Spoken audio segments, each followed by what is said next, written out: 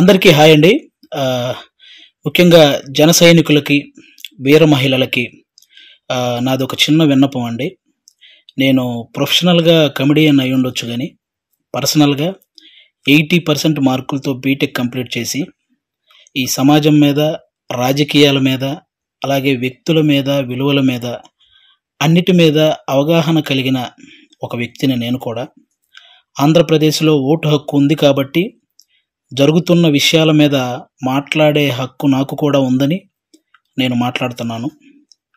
అంటే జనసేనకి 24 సీట్లు అని అనౌన్స్ చేయగానే చాలామంది పవన్ కళ్యాణ్ గారిని తిడుతున్నారు. కొంతమంది అలుగుతున్నారు. కొంతమంది అసంతృప్తి చెందుతున్నారు. ఇంకొంతమంది అయితే మోసిన జెండానే కిందేసి కాలుస్తున్నారు. ఇంకొంతమంది అయితే వేసిన స్టిక్కర్స్‌ను లాగేసి పీకేస్తున్నారు. ఇవన్నీ చూసి నిజంగా మనసుకి చాలా చాలా చాలా బాధనిపించింది.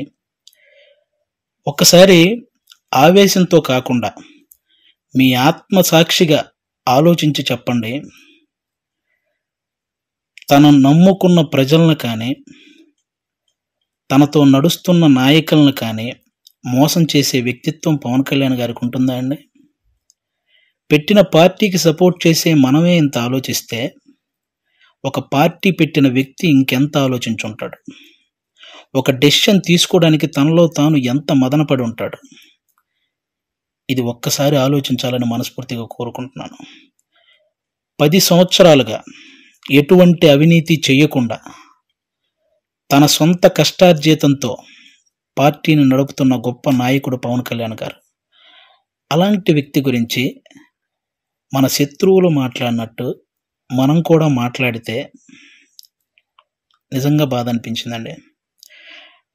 అంటే 24 సీట్లేంటి, అదేంటి, ఇదేంటి అని 2019లో కనీసం ఆయన్ను కూడా గెలిపించుకోలేని మనం అదేంటి, ఇదేంటి అని అడిగే హక్కు నిజంగా మనకుందంటారా?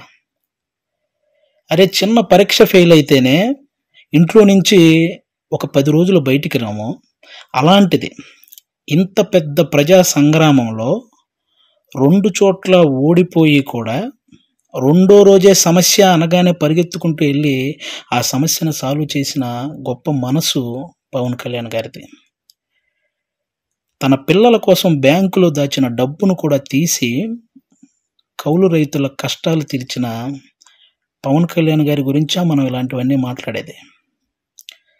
ఎన్నో సమస్యల మీద ఎంతోమందికి ఎన్నో రకాలుగా సహాయం చేసిన వ్యక్తిత్వం. రోజుకు 2 కోట్లు తీసుకునే ఒక స్టార్ హీరో సంపాదించిందంతా సహాయ కార్యక్రమాలకే పెట్టేసి ఆల్మోస్ట్ అప్పు చేసి మరీ ఒక పార్టీని నడుపుతున్నాడని మీలో ఎంతమందికి తెలుసు? అలాంటి పవన్ కళ్యాణ్ గారి గురించి మనం ఎలా పడితే అలా మాట్లాడేస్తున్నాం. దేశంలో ఇన్ని రాజకీయ పార్టీలు ఉన్నాయి, ఇంతమంది రాజకీయ నాయకులు ఉన్నారు. ఎవరైనా సరే మేము అధికారంలోకి వస్తే అది చేస్తాం, ఇది చేస్తాం అనేవాళ్ళే కానీ ప్రతిపక్షంలో ఉండగా ఏనాడైనా వాళ్ళ జేబులో నుంచి ₹1 తీసి ఎవరికైనా సహాయం చేశారా? అలా సహాయం చేసిన ఏకైక రాజకీయ నాయకుడు పవన్ కళ్యాణ్ గారు. అలాంటి వ్యక్తిని పట్టుకొని మనం కులాన్ని తాకట్టు పెట్టాడు, పార్టీని తాకట్టు పెట్టాడు, ప్యాకేజ్ తీసుకున్నాడు అని చాలా ఈజీగా అనేస్తున్నాం. అమ్మలాంటి కులాన్ని, పార్టీని తాకట్టు పెట్టే వ్యక్తే పవన్ కళ్యాణ్ గారు. డబ్బుకు అమ్ముడుపోతాడా? ప్రతిపక్షంలో ఉన్న టీడీపీ కంటే అధికార పక్షంలో ఉన్న వైసీపీ దగ్గరే ఎక్కువ డబ్బు ఉంటుంది కదా. మరి అమ్ముడుపోయే వ్యక్తి అయితే వాళ్ళే కొనుక్కోవచ్చు కదా. ఎందుకండి ఈ మాటలు? పవన్ కళ్యాణ్ గారు ప్రజలు పంచే ప్రేమకు బానిస కానీ నాయకులు పంచే డబ్బుకి ఎప్పటికీ బానిస కాడు, అవ్వడు.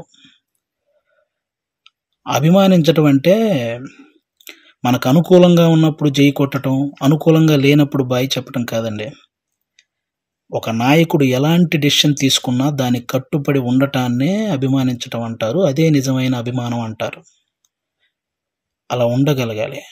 ఎవరో రెచ్చగొట్టే మాటలు, మన మీద కావాలని చూపించే జాలికి వాటిని చూసి మన నాయకుడిని మనమే ఎప్పుడు తక్కువ చేసి మాట్లాడకూడదు.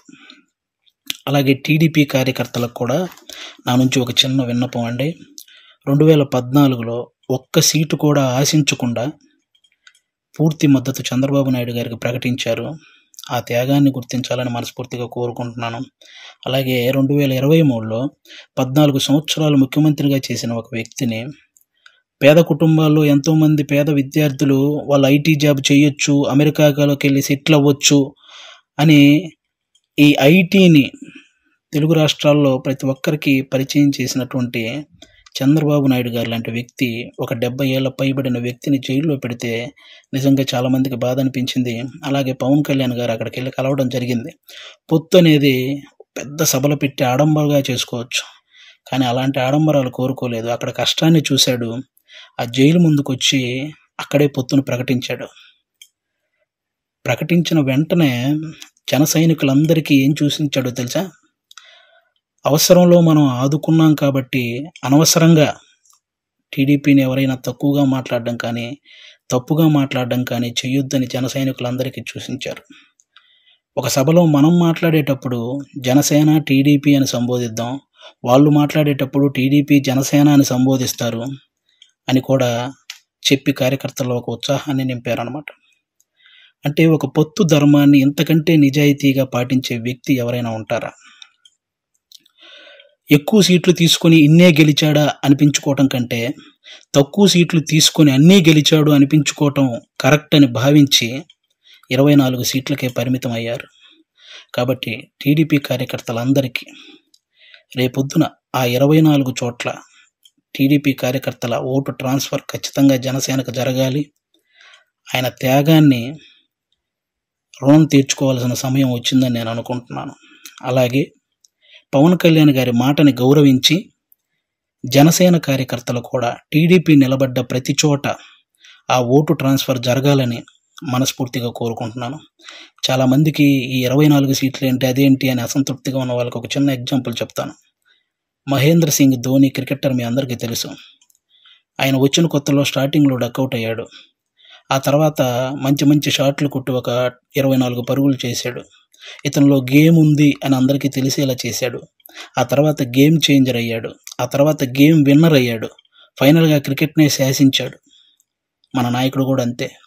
స్టార్టింగ్లో 2 చోట్ల ఓడిపోయి ఉండొచ్చు. ఇప్పుడు 24 సీట్లతో అసెంబ్లీలోకి 21 సీట్లతో అసెంబ్లీలోకి వెళ్ళొచ్చు, 3 పార్లమెంట్ సీట్లు గెలవచ్చు. రాజకీయం బాగా తెలిసినవాడు అని అందరూ అనుకోవచ్చు. ముందు ముందు ఆయనే గేమ్ చేంజర్ అవ్వచ్చు, ఆయనే గేమ్ విన్నర్ అవ్వచ్చు. మీరు చూస్తుండగానే ఈ రాజకీయాల్ని శాసించవచ్చు. కాబట్టి ఎప్పుడు ఎవరిని తక్కువగా, అంత ఈజీగా ఒక పార్టీ నడిపే అధ్యక్షుడు ఎంత ఆలోచించుంటే ఇవన్నీ చేస్తుంటాడని గుర్తుపెట్టుకొని మాట్లాడాలని మనస్ఫూర్తిగా కోరుకుంటున్నాను. ఆయన నిలబడ్డ 24 సీట్లు గెలిపించి ఒక మంచి పొజిషన్లో ఉంచండి. మన మనసులో ఉన్న పొజిషన్కి ఆయనే చేరుకుంటారు. థ్యాంక్ యూ అందరికీ. అంటే 10 సంవత్సరాల నుంచి పార్టీ నడుపుతున్న ఒక వ్యక్తికి 10 సీట్లు తగ్గగానే ఎలా పడితే అలా మాట్లాడుతుంటే 2 డేస్ నుంచి ఏం చేయాలో అర్థం కాక ఒకసారి నేను మాట్లాడాలనిపించి మాట్లాడాను. తప్పు మాట్లాడుంటే క్షమించండి, కరెక్ట్ మాట్లాడుంటే కన్విన్స్ అవ్వండి. Thank you. జై హింద్, జై జనసేన. Thank you.